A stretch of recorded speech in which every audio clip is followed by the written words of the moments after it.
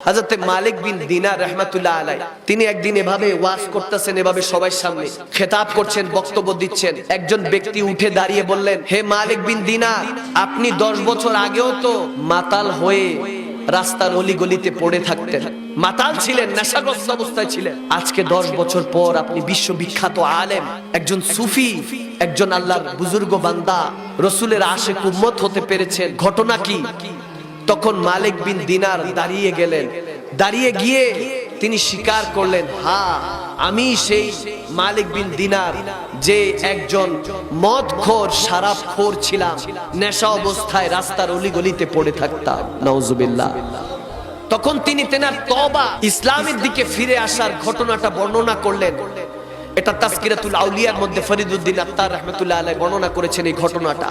গভীর খেয়াল করুন, হয়তোবা এই কথাটা, এই ঘটনাটা, এই ওয়াকিয়া শুনলে আপনার জীবনটা পাল্টিও দিতে পারেন আল্লাহ, ঠিক কি না? তিনি প্রতিদিন শরাব পান করতেন, মদ পান করতেন। সেদিন ছিল শবে কদরের রাত, দোকানপাট বন্ধ বন্ধ অবস্থায় দোকানদারের কাছে গেল। মালিক বিন দিনার বলছে, এ ভাই আমাকে একটা মদের বোতল দাও, শরাবের বোতল দাও। সে বলতেছে, না আজকে দোকান ক্লোজ করে দিচ্ছি, এখন দেওয়া যাবে না, আজকে দিব না। তখন বলতেছে, সমস্যা নাই, আমি এখানে শরাব পান করব না, আমি শরাব মদ পান করব আমার ঘরে গিয়ে, তুমি আমাকে দাও। তো ওই দোকানদার তার কথা শুনে মালিক বিন দিনারকে একটা মদের বোতল দিল। মদের বোতল নিয়ে তিনি ঘরে আসলেন। ঘরে যখন প্রবেশ করছেন, দেখতেছেন তেনার স্ত্রী জায়নামাজ বিছিয়ে নামাজ পড়ছে। সুবহানাল্লাহ। শবে কদরের রাত ইবাদত করছে। তো তখন সেই মালিক বিন দিনার এত কিছু না খেয়াল করে, পাত্তা না দিয়ে তিনি তার রুমে গেলেন। রুমে গিয়ে মদের বোতলটা একটা টেবিলের উপরে রাখলেন। টেবিলের উপর রাখার পর ছোট্ট একটা মেয়ে বাচ্চা ছিল ওনার, একটা ছোট্ট কন্যা সন্তান ছিল। খেলতে খেলতে টেবিলের সাথে ধাক্কা খায়। ধাক্কা খাওয়ার কারণে মদের বোতলটা পড়ে গিয়ে ভেঙে যায়। এখন কোনো কিমতি জিনিস আপনি কোনো কিছু যদি নিয়ে আসেন, যদি ওটা নষ্ট হয়, মেজাজ খারাপ হয় কি না? আওয়াজ দে বলে। অনেক কষ্টে দোকানদারের থেকে বইলা টইলা আনছে, মদের বোতলটা পড়ে গেল, পান করা হলো না। মেয়ে বাচ্চা 4-5 বছরের, খুব ফুটফুটা সুন্দর একটা বাচ্চা, সন্তানের আদরে ভালোবাসার কারণে আর কিছু বলতে পারে নাই। সেই রাতে রাগে কষ্টে আর মদ না পান করে ঘুমায় গেল। ঠিক তার 1 বছর পর আবার সেই শবে কদরের রাত আসলো। প্রতিদিনের মতো শরাবের বোতল নিয়ে তিনি তার ঘরে প্রবেশ করলেন। মদের বোতলটা টেবিলে রাখলেন, মদ পান করবেন, কিন্তু তেনার চোখে দিয়ে পানি পড়ছে। কারণ ঠিক 3-4 মাস আগেই তার সেই সন্তানটা, যে সন্তানটা গত বছর টেবিলের সাথে ধাক্কা খেয়ে খেলতে গিয়ে মদের বোতলটা পড়ে গিয়েছিল, যার কারণে মদ পান করা হয় নাই, সেই মেয়েটাই, আপন আদরের মেয়েটা 3-4 মাস আগে ইন্তেকাল করেছে। শরাবের বোতলের দিকে তাকাচ্ছে, মদের বোতলের দিকে, চিন্তা করছে আজ থেকে 1 বছর আগে এই একই দিনে শবে কদর রাতে আমার স্ত্রী ইবাদত করছিল, আমার মেয়ে খেলতে গিয়ে মদের বোতলটা ফেলে দিয়েছিল। আজকে আমার মেয়ে নেই, কিন্তু এই শরাব তো আছে। তখন তিনি তেনার মেয়ের কথা চিন্তা করে মদের বোতলটা বাইরে ফেলে দিয়ে এসে ঘুমিয়ে পড়লেন। সুবহানাল্লাহ। সে রাতে আর মদ পান করলেন না। ঘুমের মধ্যে একটা স্বপ্ন দেখলেন, একটা খাব দেখলেন। স্বপ্নের মধ্যে দেখছেন তেনাকে একটা বিশাল বড় এক অজগর সাপ, অনেক বড় বিষাক্ত সাপ তেনাকে তাড়া করছে। তিনি বারবার তার থেকে পালানোর জন্য দৌড়াচ্ছেন, স্বপ্নের মধ্যে দৌড়াচ্ছেন যে আমাকে সাপ মনে হয় কামড় দিবে। দৌড়াতে দৌড়াতে দৌড়াতে দৌড়াতে একটা পাহাড়ের কাছে গেলেন। পাহাড়ের কাছে গিয়ে দেখেন একজন বৃদ্ধ লোক দাঁড়িয়ে আছে। এমন বৃদ্ধ যে রোগা সাপটা, কোনো শক্তি নাই, সামর্থ্য নাই, একটা লাঠির উপর ভর দিয়ে দাঁড়িয়ে আছে। তেনার কাছে সাহায্য চাইলেন যে বাবা আমাকে সাহায্য করুন, এই সাপটা তাড়া দিচ্ছে, আমাকে মেরে ফেলবে। তখন মালিক বিন দিনারকে ওই বৃদ্ধ লোক বলছে, তোমাকে আমি সাহায্য করতে পারবো না, আমি বৃদ্ধ, আমার শক্তি নাই, সামর্থ্য নাই। তুমি এক কাজ করো, পাহাড়ের উপরে চলে যাও। ওই পাহাড়ের উপরে যদি কেউ তোমাকে হেল্প করতে পারে, সাহায্য করতে পারে। দৌড়াইতে দৌড়াইতে সেই পাহাড়ের উপরে গেল।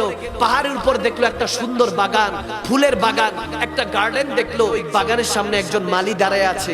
মালিক বিন দিনার বলছে, ভাই আমাকে সাহায্য করুন, বিশাল বড় এক সাপ আমাকে তাড়া করছে। সেই বাগানের মালি বলছে, আমি আপনাকে বাঁচাতে পারবো না, দেখি কেউ যদি আপনাকে বাঁচাতে পারে। ওই বাগানের মধ্যে কিছু ছোট ছোট বাচ্চারা খেলাধুলা করছিল।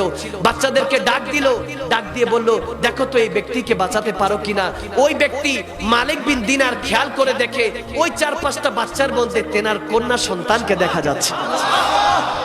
আল্লাহু আকবার বলেন। মালিক বিন দিনার হয়রান হয়ে বলল, মা তুমি এখানে কি করছো? বলতেছে বাবা এটা জান্নাতের বাগান, আমি জান্নাতের একটা পাখি হিসাবে আছি। ব্যবস্থাটা করেছেন কে? চিল্লায় বলুন কে? মালিক বিন দিনার যে মা, অনেক বিপদে আছি, একটা বড় বিষাক্ত সাপ আমাকে তাড়া করছে, আমি কোনোভাবেই কিছু করতে পারছি না। ছোট্ট 5 বছরের বাচ্চা মেয়েটা তার বাবাকে এক হাত দিয়ে বাম হাত দিয়ে সরিয়ে ডান হাত দিয়ে ওই সাপটাকে দুমড়ে মুচড়ে দূরে ঠেলে দিল। সুবহানাল্লাহ। এই শক্তি, এই অবস্থা দেখে মালিক বিন দিনার অবাক হয়ে গেল।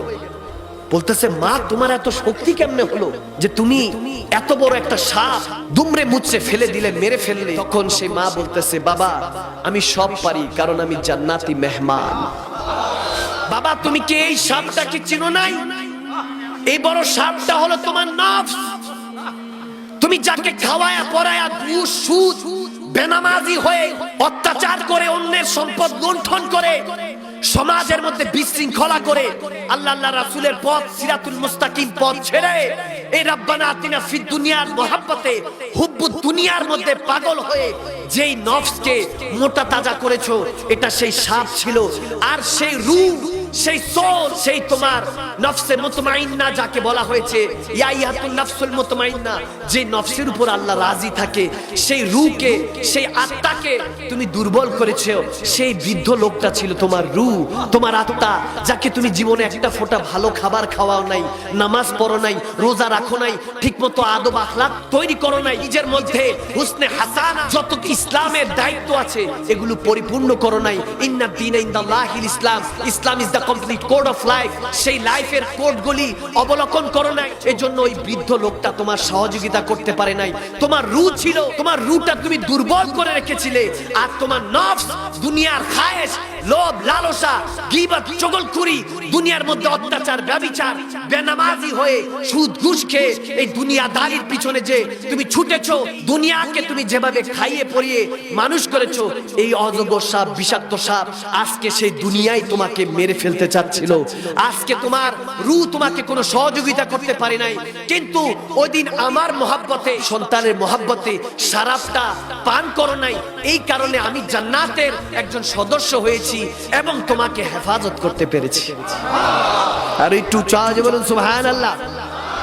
এই কথা শুনে মালিক বিন দিনার ঘুম থেকে লাফিয়ে উঠলেন, চোখের পানি ছেড়ে কাঁদলেন, 2 হাত তুললেন, আল্লাহ আজকে থেকে ওয়াদা করলাম আজরাইল এসে যাবে আমার কাছে, কিন্তু আমার নামাজ কাজা হবে না।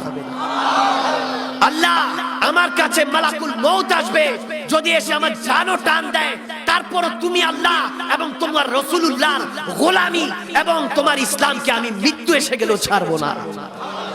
যখন এই কথা বললেন, তওবাতুন নাসুহা ওয়া তওবাতুল ক্বাবলাল মাউত, মৃত্যুর আগে তওবা করা আমাদের জন্য ফরজ। তিনি তওবা করে ফিরে আসলেন। তখন তিনি ওই মজলিসে বলছেন যে আজ থেকে 10 বছর আগে আমি শরাবী ছিলাম, মদখোর ছিলাম, কিন্তু আজকে জামানা আমাকে মালিক বিন দিনার হিসাবে, বিশ্ববিখ্যাত আলেম হিসাবে চিনে।